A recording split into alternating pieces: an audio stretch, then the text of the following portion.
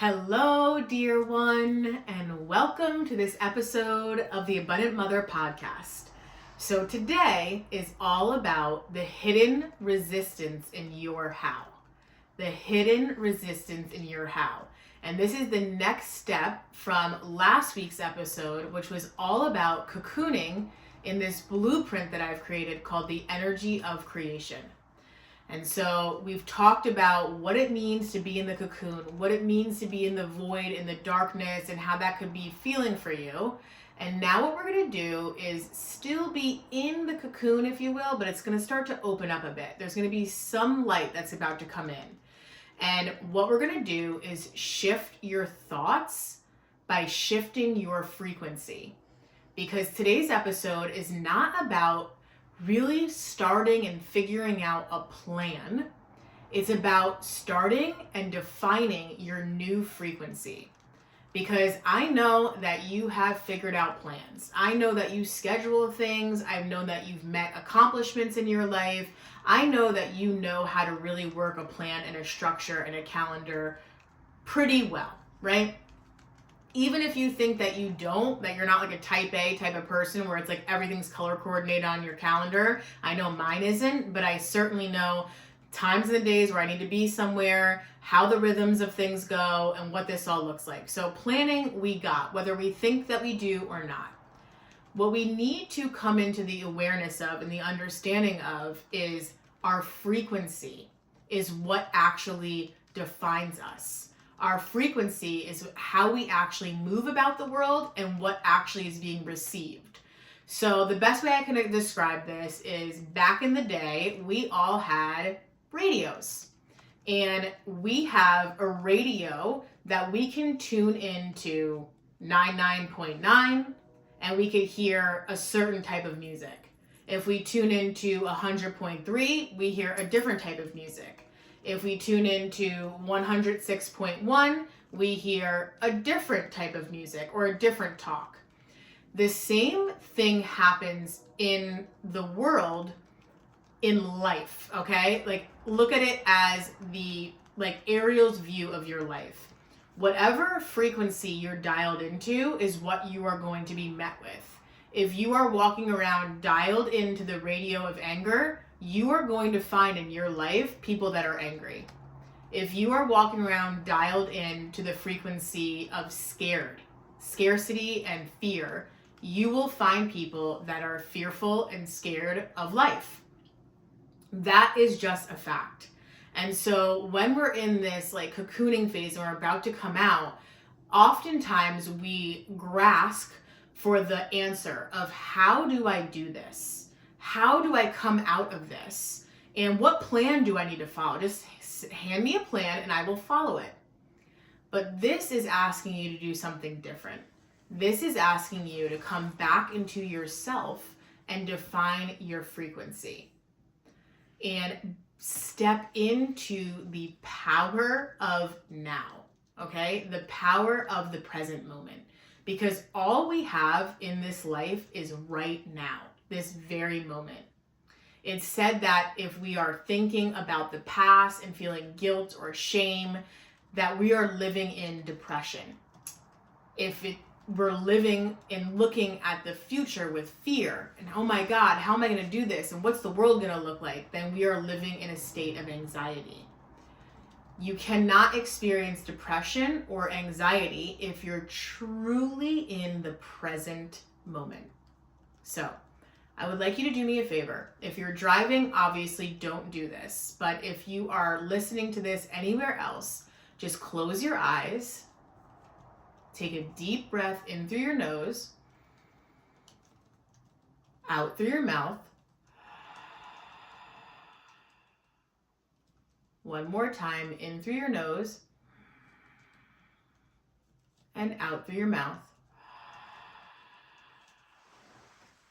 Dropping your shoulders down a bit, opening up your jaw, and allowing your attention to just go to the part of your body that's either sitting on the chair or standing on the floor.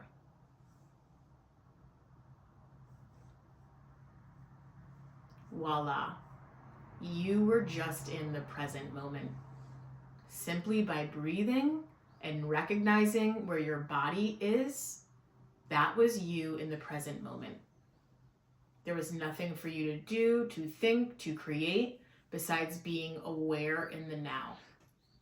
And so, oftentimes when we're looking to bring something to life, when we're looking to achieve something or cross a goal off of our checklist, the answer, or the question rather, that comes up is how.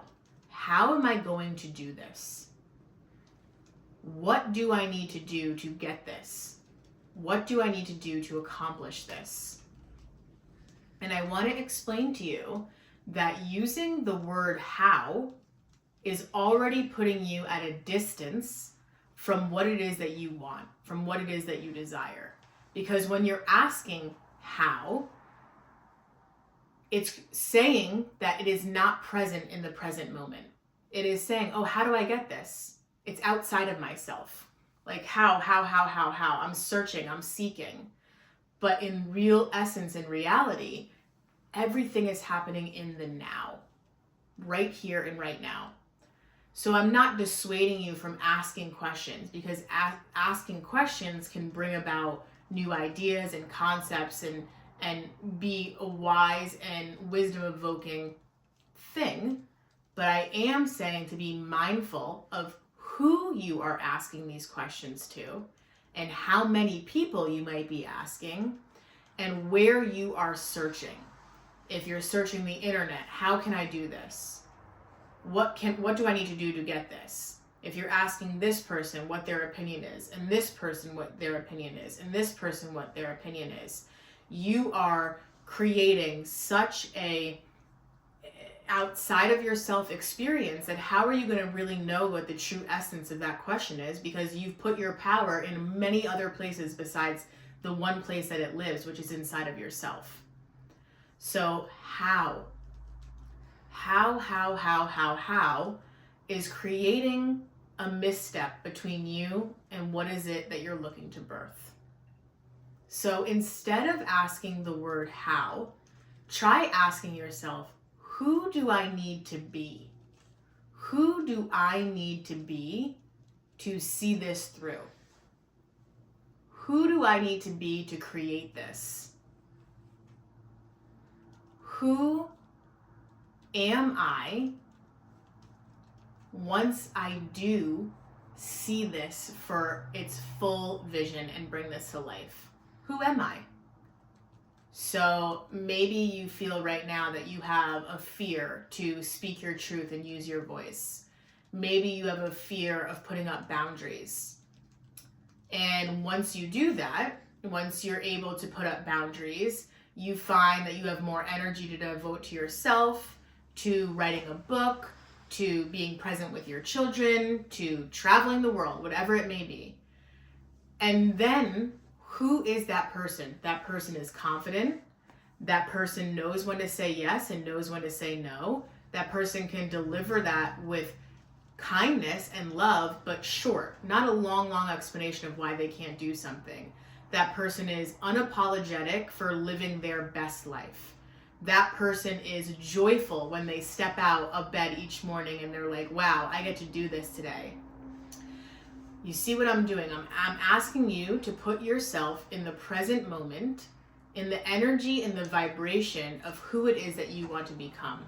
And what habits would she have? Who would she be surrounded by? What would she be doing? And so instead of asking the word how, it's about asking who. And the who is you. And so I always encourage you to take pen to paper, because taking pen to paper is a way to truly get your mind and your heart aligned. It's an art form in itself, and it's becoming a lost art form, because you could easily type this into AI, or you could type this into Google Docs, which is going to try to, formulate the sentence for you. It's going to tell you something. And that's another way of outsourcing yourself. Now, there are very amazing ways for you to outsource things in your life. Outsource cooking, or outsource cleaning, or outsource organizing, or outsource I don't know, driving, I'm not sure what, but you can outsource a lot of things in life that will gift you back time and space. That is not what I'm talking about here. What I'm talking about here is outsourcing your wisdom.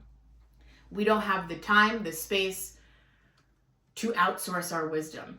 No longer. It's been happening too much to us. So this is the time for you to call back that wisdom. This is the time for you to let go of this new strategy that you think that this new strategy will bring you something. It's time to embrace the new frequency that life, your mothering, your creator inside of you, the divine goddess inside of you is wanting to birth. And it's a really, really, really exciting time. It is said that every 7 years, your cells die and are born again. There is not the same cell alive today that was alive 7+ years ago. And that will happen in your body consistently, forevermore. The same is true with your emotional body. You are not the same person today that you were when you were a 7-year-old or a 14-year-old or a 35-year-old. You are constantly evolving in your emotional body and your emotional patterns. And so, of course, that same cell dying off process is going to happen to your emotional body as well. And that's what it is. It's about embracing the new. It's about embracing the freshness. It's about embracing the new iteration of who it is that you are becoming. And there's something so, so, so powerful behind that. And the only true way to calibrate your frequency and to bring in this new version of yourself is to be in the present moment. Now, we are, as humanity, obsessed with getting the answers of tomorrow. We go to receive tarot card readings about, oh, am I going to go on that trip next year? Or what's my life going to look like a year from now? We are really constantly wishing and wanting to know what's going to happen in our years that, are ahead of us. Or even in the essence of spiritual work, we're doing things like past life regressions, or if you're not familiar with that, that's for a whole other episode. But we're doing things to study the past. But rarely ever do we really feel and find that people want to be in the present moment and study the present moment. And if we knew that there's a gem, there's a crystallization happening in our present moment, that it could heal all of our past and it could bring ease and peace and love and all of our heart's desires to our future, we would all want to live in this space.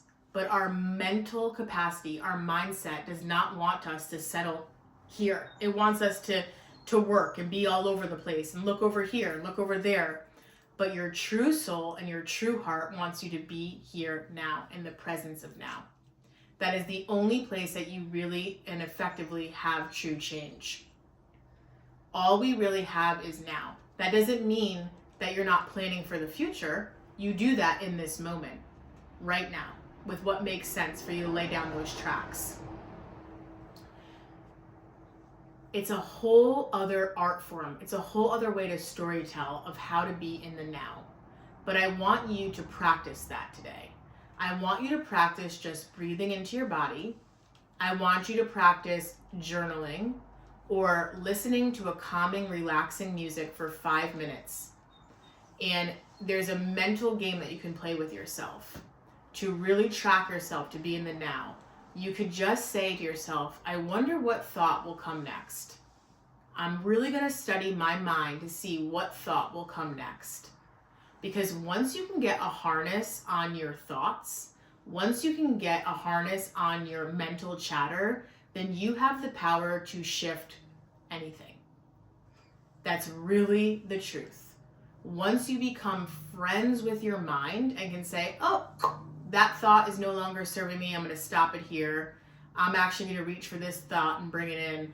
And I'm also going to create space for no thoughts. So that way I can truly have and receive and download divine guidance. And that is this whole essence of creation. That through this process, it is necessary for you to change your frequency to bring to life this newness that you're seeking. And so the soul's work today is to do something that resonates with what I just said and to let me know what comes up for you. Did you really feel present in your body while you were listening to that song, or dancing around your kitchen, or allowing your kids to move around with you? And say, you know what, for 5 minutes, I'm not going to think about unloading the dishwasher or packing up the lunches or, doing the laundry. I'm simply going to find joy in this 5 minutes time. Or maybe it's 5 minutes at the end of the day where you're journaling and you have pen to paper and bringing in this as it's an art form and saying, how did I feel today? And allowing your thoughts and your feelings to come out onto the page. How do I feel in this moment? What am I grateful for right now? So this is the soul's work, because the true medicine is how can we all be present in ourselves? Because once we can have presence in ourselves, we shift our frequency, we recalibrate ourselves, and that recalibrates our home, that recalibrates our community, and that recalibrates our world. So if you think, it's not worth it, it's just 5 minutes, I'm gonna push through this, strategy, plan, organize, let me go back to that whiteboard calendar, let me check the iPhone calendar, I don't have time for this. Actually, it's all we have time for. It's all we have time for to come back to ourselves, to our bodies, and connecting our mind to our hearts. And that is the gift that I gift you today. So letting go of the resistance of how and stepping into who do I need to become and who am I in this moment. And that will unlock some super important keys and doors for you. Sending you all the love and all the light. Have a very, very beautiful day.